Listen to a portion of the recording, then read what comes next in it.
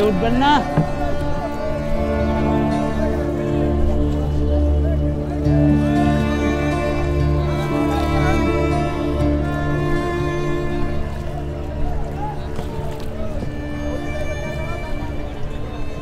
বুড়িগঙ্গার জলের মতো মানুষের মন, খানেক সাদা খানেক কালা, কত নৌকা যায় আর আসে।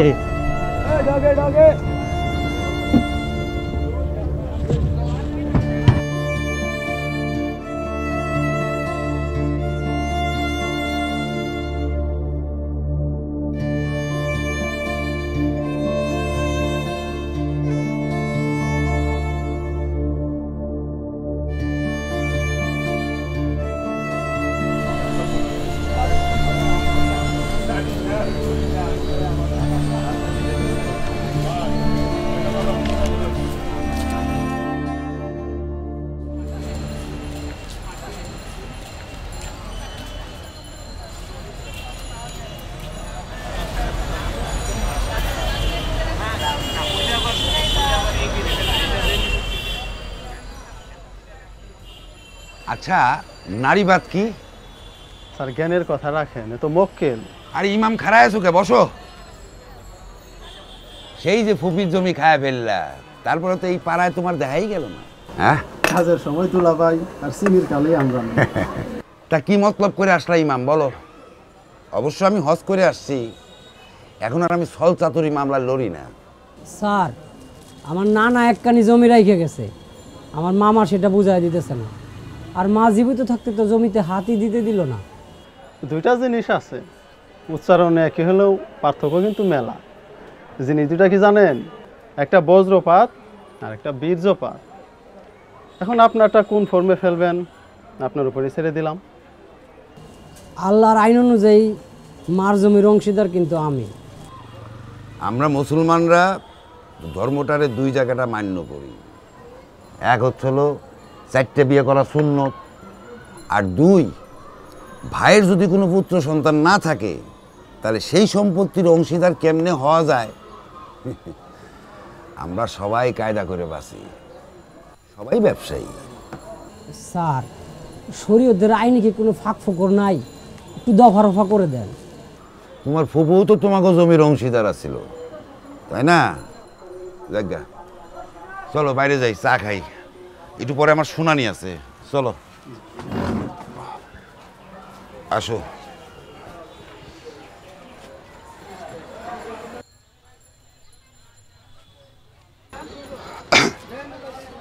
মোজাম্মেল, তুমি এজলাসে যাও, আমি আসতেছি। ইমাম বসো, দেখি তোমার কাগজপত্র কি আছে দেখি। ইমামটা একটা চা দাও।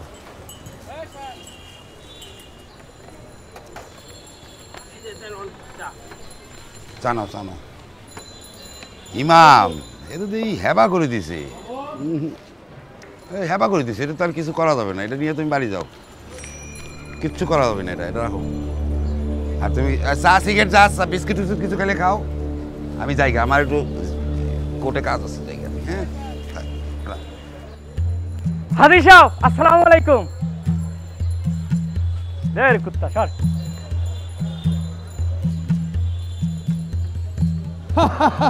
হ্যাঁ, কি হইতে আছে? আমি রংসা খাইতে আছেন আর মুই দুধের ডিব্বা লইয়া করতে আছি। এ হরবেন কি? লন লন লন, আমি রেখে গেলাম। এ চলে দে, চলে দে। বদমাইশটা যে কত বজ্জাতের বস্তাত, মাইডারে রেপ করে জ্যান্ত কবর দিছে। আরে বদমাইশটা তো একদম ফাঁসি হয়ে যাওয়ার কথা। আমার উকিল এটারে ছাড়াই আনছে। আমার উকিল যা জানে, 10টা জজ ব্যারিস্টারের ওই ক্ষমতা নাই, বোঝার ক্ষমতা নাই যা শিখছে এই পর্যন্ত। আমি আমার উকিলের নিয়ে খুবই গর্বিত। এই একটা সিগারেট দাও।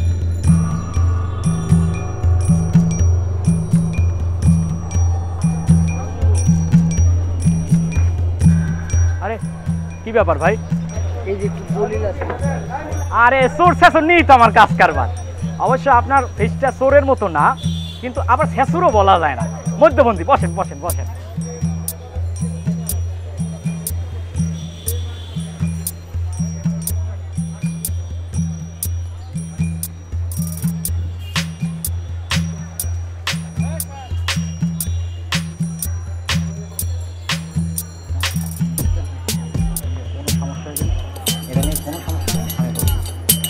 উকিল আছে তোকে বলছি না, বুঝলো চলো।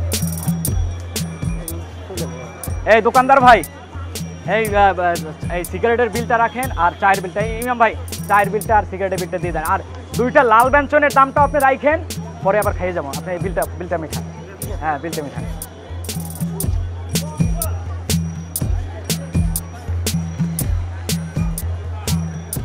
আচ্ছা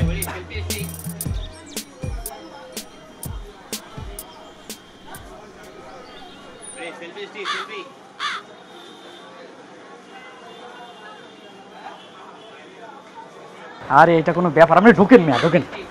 আমার স্যার আছে না, আমার স্যারকে বইলা এটা আমি ব্যবস্থা করে দিচ্ছি। আসেন আসেন আসেন। আরে স্যারের রুম, স্যার আপনার রুমেই যাচ্ছিলাম। হ্যাঁ বলেন। সমস্যা হচ্ছে ও নানার জমি বুঝে পেতে চায়। আচ্ছা আচ্ছা আচ্ছা। এখন এটা কি করা যায় আপনি বলেন না। স্যার আমার নানা মারা যাওয়ার পরে আমার মামি তার ছেলের নামে জালিয়াতি করে টিপসই নিয়ে জমিটা হেবা করে নিছে স্যার। এটা কোনো ব্যাপার স্যার? না এটা কোনো আসলে ব্যাপার না দেখা, তবে ওর নানাকে আমি পাস করিয়ে দ্রুত কোর্টের অর্ডারের ব্যবস্থা করে দাও। হ্যাঁ আমি স্যারের বিদায় দিচ্ছি, এরপর আপনার সাথে কথা বলছি। এটা 2 মিনিট স্যার। ঠিক আছে। আচ্ছা আচ্ছা স্যার। স্যার স্যার আপনি শেষ ভরসা। না স্যার। দেখবে, অসুবিধা নেই, কোনো টেনশন করবেন না, ঠিক আছে। ঠিক আছে স্যার।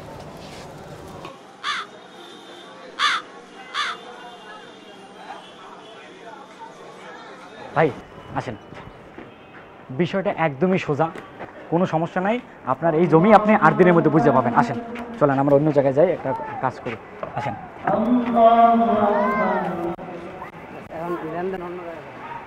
এটা কোনো ব্যাপারই না, আপনার কেসটা উঠতে গেছে। এখন আমি সব কিছু, এখানে আসেন দাঁড়ান, আপনি আজকে কিছু খরচাপাতি দিয়ে যান, বাদ বাকি টাকা এখন দেওয়ার দরকার নাই। ধরেন আপনি যেদিন হচ্ছে গিয়ে ফাইলটা বুঝে পাবেন, জমিটা বুঝে পাবেন, সেদিন হচ্ছে গিয়ে আপনি আমাকে কিছু দিয়ে খুশি করবেন। আজকে আপনি কিছু খরচাপাতি দিয়ে যান, 8 দিনের মাথায় আপনার আমি জমি বুঝাই দেবো। এটা কোনো ব্যাপারই না, দেন দেন দেন। ওর মেয়ে দেন, এটা বলতে হয় আমাদের কাছে। মানে মনে হচ্ছে যে আজকে কোর্টে নতুন আসছে।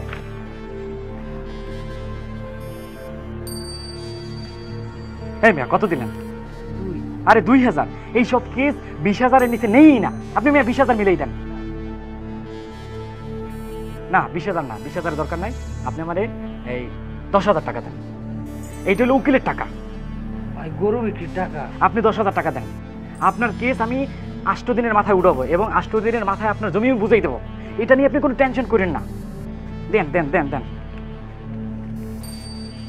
দেন দেন দেন দেন। এখানে 10 হয়েছে, সমস্যা নাই। এখন আপনি হচ্ছে কি আমার টাকা দেন। উকিলের কোনো কাজ আছে? সব তো করি আমি। এই বারান্দা থেকে ওই বারান্দা, ওই বারান্দা থেকে ওই বারান্দা, সব তো আমি করি, আমি দৌড়ে। আপনি আমার দেন। থাকবো না। আপনি আমারে 4,200 টাকা দেন। আর এই যে 200 টাকা দিচ্ছেন, এটা আপনি পরবর্তীতে যখন আসবেন, পরবর্তী চায়ের বিল। আর আগামী 2 মাস পরে আমি নিজেই তো উকিল হয়ে যাব। আপনি দেন দেন 4,200 টাকা দেন। শোনেন মিয়া, এই যে টাকা পুরোটা দিয়ে দিলেন না, এই যে টাকাটা পুরো দেওয়ার কারণে আপনি আপনার মায়ের জমি পাবেন। আপনি শুধু আপনার মায়ের জমি না, আপনি আপনার মামার জমিটাও আমি ঢুকাই দেবো। এই যে যদি এর পরের দিন যদি কালকে আপনি কোনো রকম কিছু টাকা নিয়ে আসতে পারেন আমার কাছে, আমার বাসায় যাই, তাইলে আশেপাশে যে জমি আছে না, এগুলো আমি আপনার কাল কবজা করে দিয়ে দেবো। আপনি 3 কানি জমির মালিক হবেন। কি মেয়ে 1 কানি পেয়েবেন? 3 কানি জমির মালিক পাবেন। আজকে আপনি যান, আমি দেখবো বিষয়টা। ভাই খুব কষ্টের টাকা ভাই, দেখেন আপনি কাল টাকা পয়সা নিয়ে আসেন, জমি আমি বুঝাই দেবো। আপনি প্লেনের নদী পার হবেন। যান যান তো ভাই, যান, সমস্যা নাই। কি মোহরি সাহেব, আরে আপনি ভালোই বাণিজ্য হইলো না? আমি তো মনে করছি ছোটখাটো স্যামটা পার্টি, পার্টি তো ভালোই। আগে জানলে তো কেসটা আমি নিতাম। টুপি খুলছেন না? শুনেন পাজি সাহেব, থুক হাজি সাহেব, বাগে ছুইলে 18 গা।